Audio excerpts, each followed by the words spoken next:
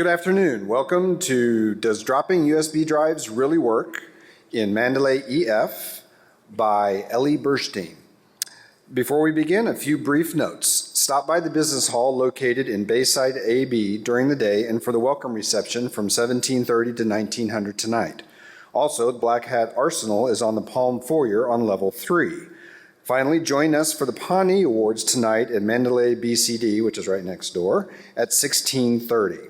Thanks for putting your phone on vibrate. It makes it easier for the rest of us to ignore the ringing while you wait for your voicemail to pick it up. Finally, there are microphones interspersed throughout the floor. When it comes to the Q&A, we would really appreciate it if you would make use of those since we are recording. With that, Ellie.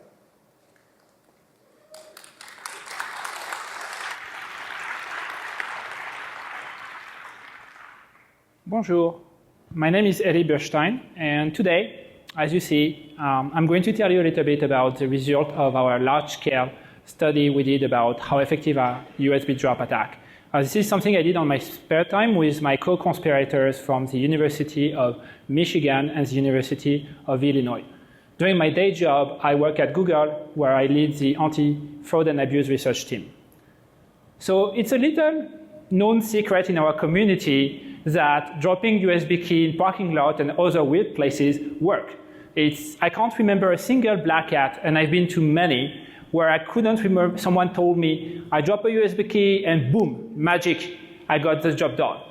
And it becomes such a well-known secret that last year, a TV show decided to feature it in one of their episodes. Do you guys can figure out which one it is?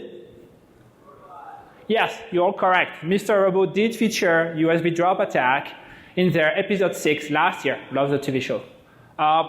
So that begs the question, does dropping USB key really work? Is it a fluke, or is it like really the real thing and we should all do that and go out on vacation and not rely on super complex attacks, right? So to answer this question, today I'm going to go through three main points. The first one is we're going to briefly review what are the three types of attacks that you can have with a USB key. Next, we're going to discuss how effective are USB drop attacks. This is a result of our large-scale study where we dropped 297 keys. And yes, that's a lot of keys. And finally, we're going to think about how an attacker can push forward based on what we did and do it more efficiently and really make use of those USB drop attacks. So let's start with reviewing what are the type of attacks you can carry through USB. So it's mainly three types of attack. The first one is a social engineering attack where you try to convince people to either click on the link or directly phish them for the login and password. Then you have the HID spoofing, which is human interface devices where you use custom hardware to emulate a keyboard. And finally, there is the fabled and yet never seen zero-day USB key who will exploit a bug into one of the drivers. So the social engineering attack is very simple. You take a USB key, any key will do. You put a bunch of phishing HTML file, you name them confidential, secret, do not open, it's pretty good. And then you hope that people will click on them and then fill okay. And the next one is the HID, so human interface device spoofing attacks, where you basically have a custom hardware which will pretend to be a keyboard, and as a result will be actually viewed by the operating system as a keyboard.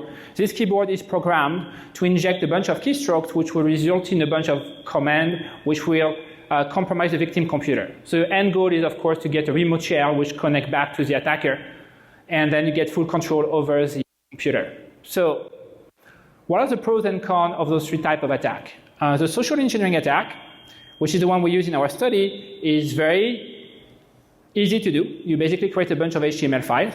It's very not reliable because you're not only counting on the people to plug the key, but also to fall for the idea to click on the HTML file, which have a weird name.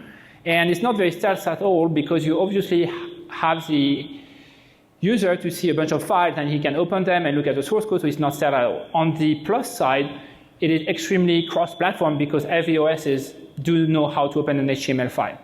The HID spoofing attack, which is probably used by pen tester and corporate espionage most likely, is a little bit more complex to carry out because you have to have custom hardware that you need to program, usually in C.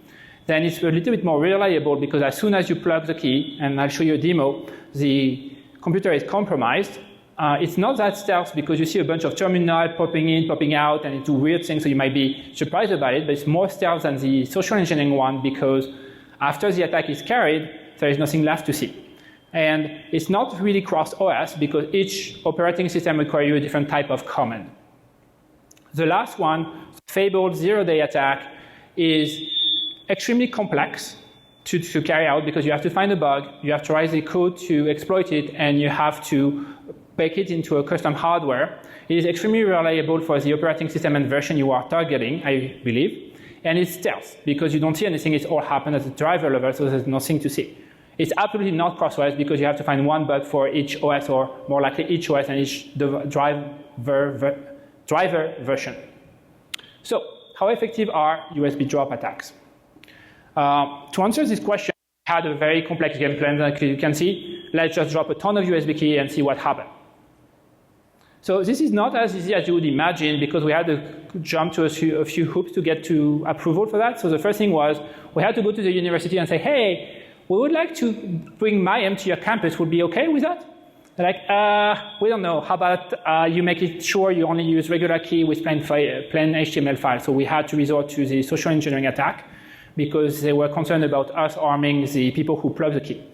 The second thing is we had to work with public safety and tell them, well, something weird might happen at a moment notice, so don't worry about it, it's all fine, it's just an experiment. But all in all, we were able to get the internal review board, the university council, and public safety on board to the idea of dropping all those keys during 2 days on the Illinois campus. The second thing is we have it's not that easy to manage and trace 297 keys, so we had to build a full framework to actually track them, hitting them, to monitoring them, to know where they've been dropped so we can actually have all the data. And finally, we added a debrief to help understand why the hell people did click on them, if any of them would do that. So here's basically what our framework looked like. The first thing we wrote is a simple Python script who will create a key and assign to it, create a file, and assign to each of the file, inside the file, a unique identifier which helps us to trace the life cycle of the key. Upon creation, it registers the key to a server, which is set on Google App Engine, and then we wrote a small Android app that would be used by the dropper. We had many undergrad and grad students help us dropping the key. You need a lot of manpower to drop 300 keys.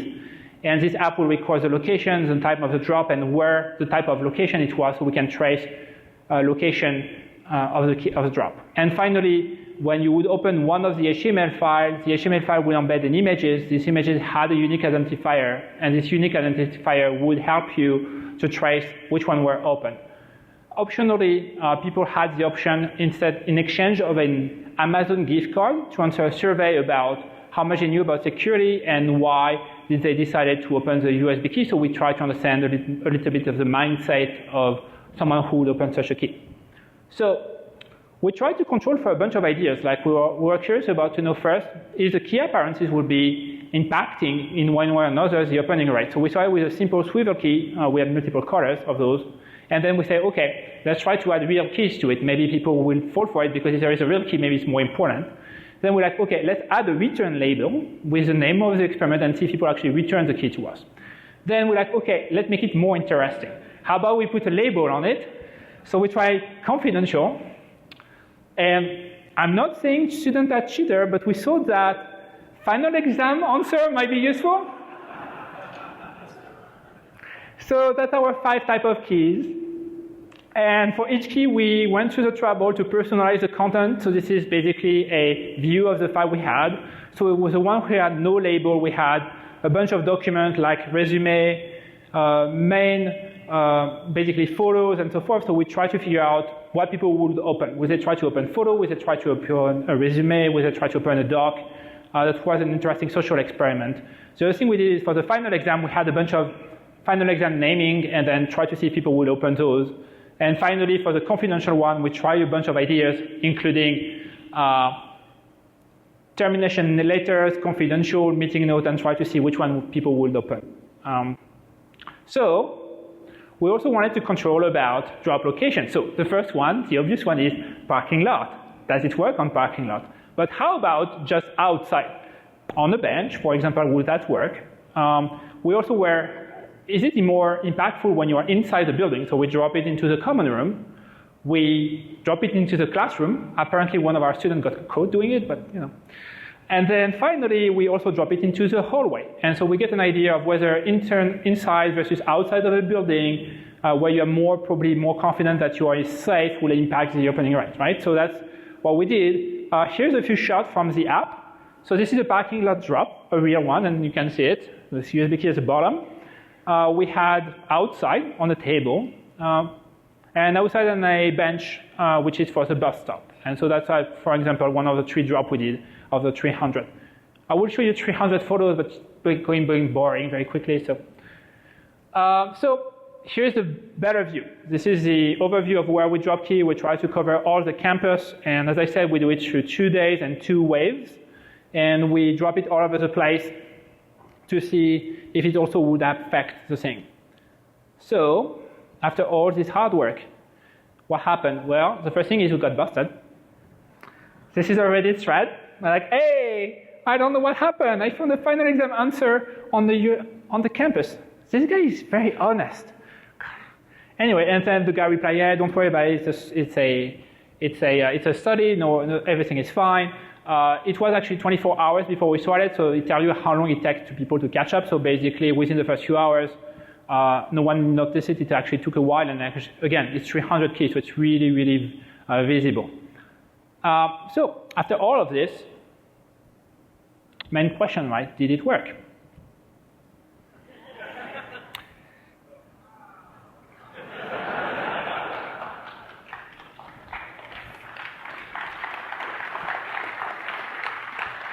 Yeah, so 45% of the people not only plug the key, but as I mentioned, also decided to click on the file.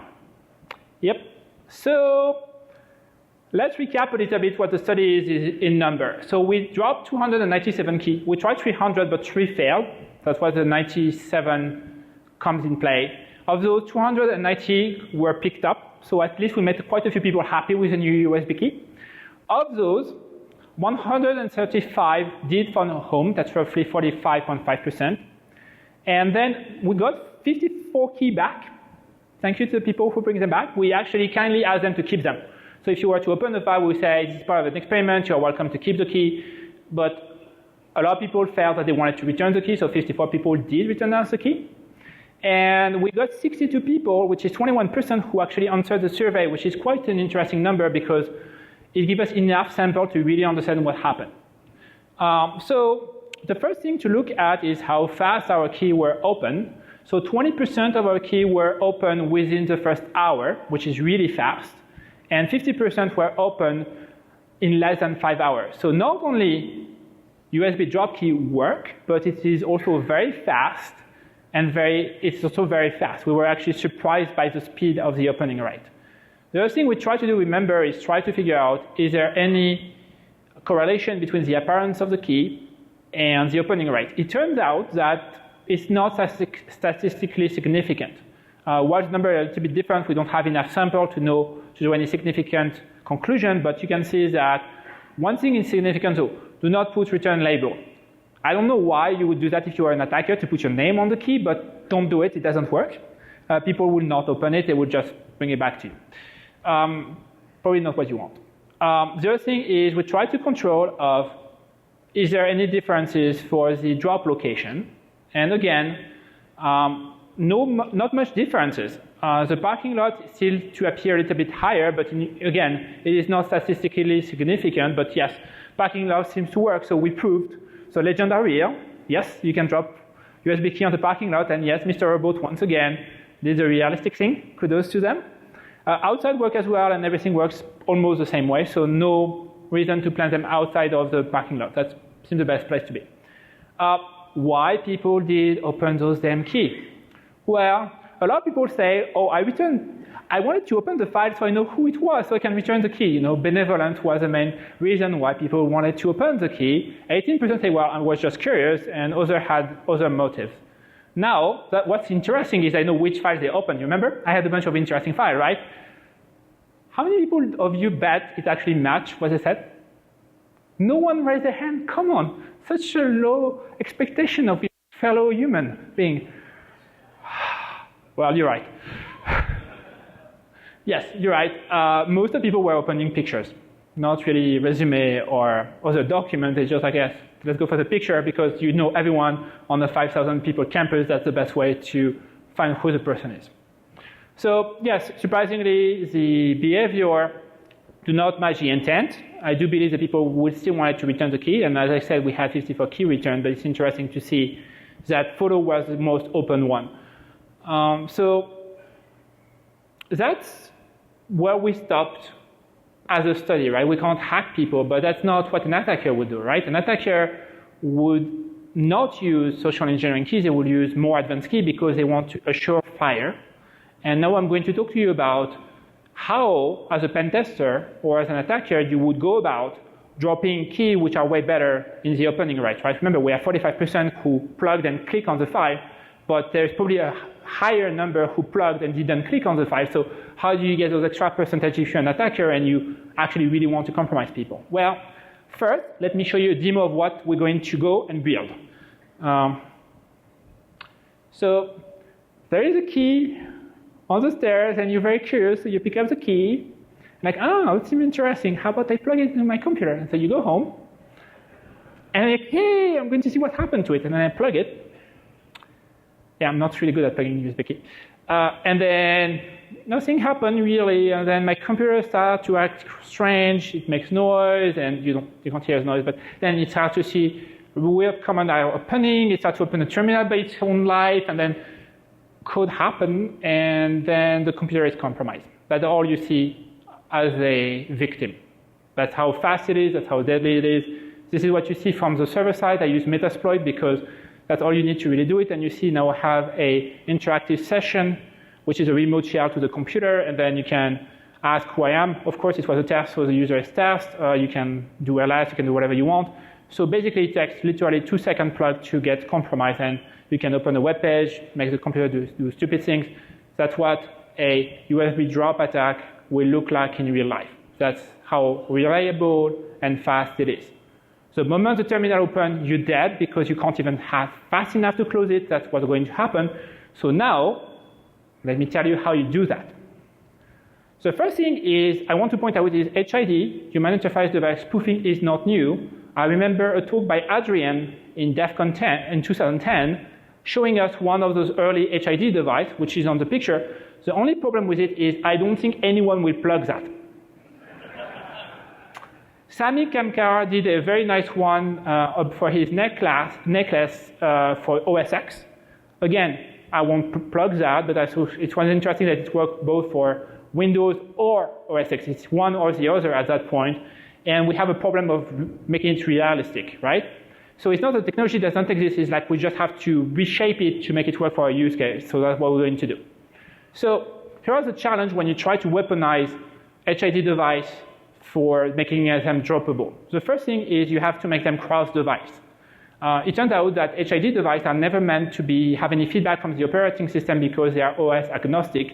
So you have to find a way to fingerprint whether you are on OS X or Windows or even Linux, because there is no way to know where you're going to plug the key. If you're a pen tester, you know your environment, so you can plug the key and it do things fast for you. But in our case, it's going to be dropped.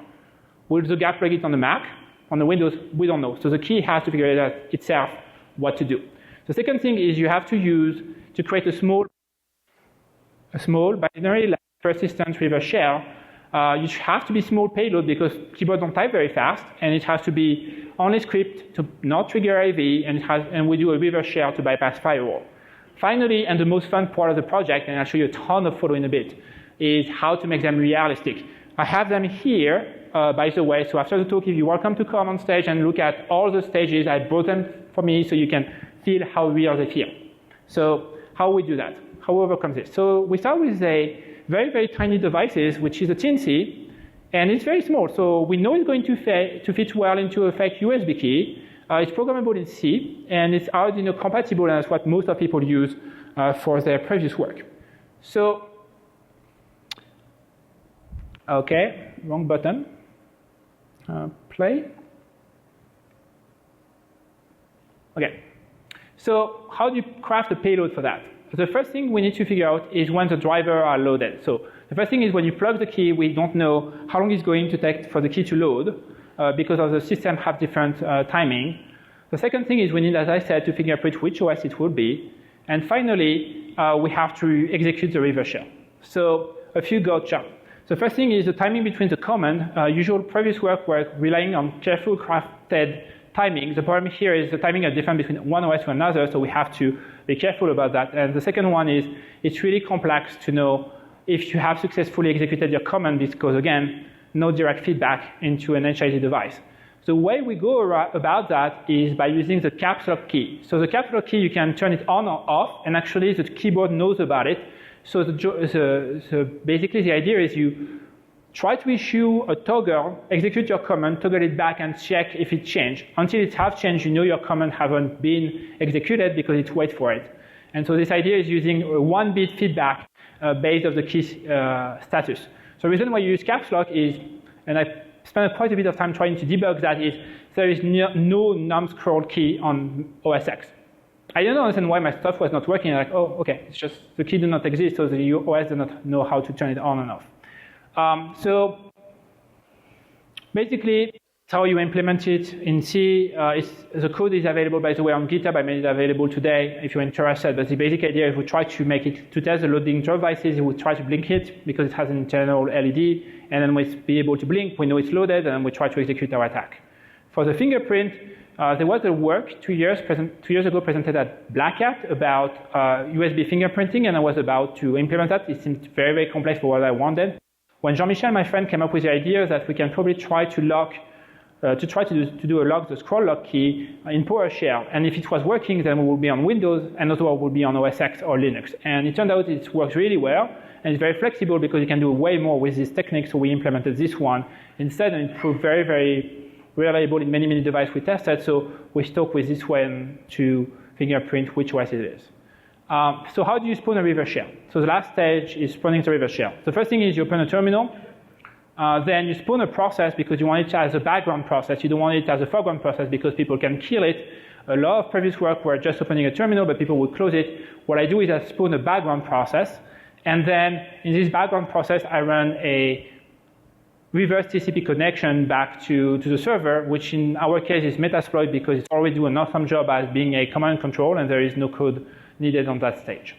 A few things to note is we do a reverse shell because we want to pierce through firewall. You have no idea what the firewall would look like, so you want to connect back, which is usually more hollow than inbound connection. We use scripting language and obfuscation because we want to avoid antivirus. We also do it only in memory and not touching the disk for the same reason. The payload has to be small. In certain OSs, you probably don't know it, but there's only 62 keystrokes per second. So your payload has to be super, super tiny, otherwise it's going to take like ages for it to type. So there is no way you're going to type a full binary in a terminal. That's not going to work for you. And finally, as I said, we leverage Metasploit as a command control because there is no way we're going to reinvent the wheel if something is doing a great job at it. So the macOS 6 payload was actually surprisingly small. I was about to write it in Python, and then I came across this cheat sheet from Pentest Monkey, who has this one-line reverse shell in Bash with an unknown functionality I never knew about it, which basically opened a TCP connection in Bash. So all I had to do is put it into a background process, and then we were done. And we end up with a 100-character reverse shell, I believe, which actually resides in background, will reconnect, will do everything you want, 100 characters. This is super tiny, works perfectly well, saves me a ton of time. On Windows, it's more complicated. So I took inspiration from PowerFun by Ben Turner and Dave Hardy. And so the idea is to create a TCP connection in PowerShell, which connects back to the server. Then we're going to take this payload, compress it, so it's smaller, and then base 64 it, so we can put it as, make it typeable by the Teensy, and we put it into an outer payload, which will basically use, again, PowerShell to spawn a process, decode it, decompress it, and execute it in memory, and you would end up, again, with a reverse shell in memory. So that's how the Teensy I have program works both on Windows and on OS X. The code is available on GitHub. There will be a link at the end of the talk, so you can download it, look at it, improve it. If you have improvement, please commit. Send me a commit. I will gladly take it. So the fun part, how do you make this thing, which doesn't look like at all like a USB? So first step, we have a Teensy, And then, well, you can plug an adapter, but that doesn't look like a USB key at all. So the first thing you have to do is, okay, can't use an adapter. We have to order a Type A connector, and then I'm going to solder it like this. And then by soldering it, we have almost a USB key in terms of size, right? It's the right step in the right direction. Now we have, it seems the right size, it seems okay. It takes a little bit of practice. This is my early experiment, not that great. On the right side is also me trying to remove the micro USB because the first time I didn't know you can leave it up. So I actually ended up breaking a Teensy. So, but after a few practice, you get the hang of it, and then we were able to make 10 of those. So practice make it perfect. And then you have to create a silicone mold. And so the way you create silicone mold is you order a bunch of silicone, you mix it until you have a nice goo, and then you take the key. So in my example, it's this one. So it's a normal USB key. I bought it, and then I basically put a clamp on it, put it into a plastic cup, and then I pour the silicone into the cup. The only gotcha here is silicone has air. So if you don't want to have bubble and you don't want your key have a very sleek aspect, you have to be careful to remove the air. The way you would do that is either by vacuuming the key, or if you don't have a vacuum like us, you actually need to pour it from very high up, and then it would have a thin stream of silicone would remove the air. And so basically you let it rest for 24 hours, and then you get a mold like this one, and it's very squishy, and the mold will be used to cast the key. So how you go about casting a key? So the idea here is we're going to use resin, and we're going to colorize it. And so the resin is two polymers you're going to mix. So one thing here to note is you can't mix all of it at once because it's going to very quickly solidify. So what you do is you use two syringes, one for each product, and you use about 10 cc of each. And you mix them, and you take 2 cc of colors, and then you mix all of this, and you obtain your resin, and then you're going to cast it. Do wear a glove, do wear a lab coat if you attempt to do that because it's extremely toxic to have it on your skin, so be careful. By the way, this is actual photo of us doing it, so we documented everything. And so basically then you pour your resin into the mold and you overflow it almost, and then you stick the Teensy into it and you let it rest. If you're too impatient, you're going to break it, so leave it about 30 minutes. And then you're going to open up with something like this. Yes, that's a cast Teensy, and it looks really, really almost like the same thing. And the excess resin is really easy to remove with a small knife. It's not hard, so don't worry about excess resin. It's better to have too much than not enough. The only other gotcha we had is do not let it overflow to the hole into the connector, otherwise your USB key ends up to not work. And it's really hard to remove, actually, when it's inside the connector. And so, well, the first attempt was not that great. Too impatient, no colors, and, well, we were almost there. And then we got this advice that you need to use a lubricant to make sure that you can remove really easily the key out of the mold, except it gives you this really bad look, like it's a smudge, and it's not like a smudge you can remove, it's just literally in the key. It's here if people want to see it. And so do not use lubricant. But then you try it again and again, and then at the end of the day, here's what you obtain. It almost looks perfect, right? No? Yes? No applause? No? Okay. Come on. It was a lot of work. It took us like a full week. It literally took a full week to get all this experiment, and we were at it every night, like 4 or 5 hours at a time. But yeah, you really obtain like USB key, which looks the real thing. The only thing you might notice is the connector is a little bit off center because of where the Teensy soldering is. But other than that, it literally looks like the real thing. And so how much does that cost? Well, it costs about $40 to actually make such a key. It costs about $20 to get the Teensy. The mold and resin casting is about $10, and the equipment and supply is about $10 as well. So in total, you're going to end up with paying $40 for a key. Not cheap change, but absolutely doable for someone who really wants to make it work. And this is a price assuming you're actually making 10 keys and you already have all the equipment to do it.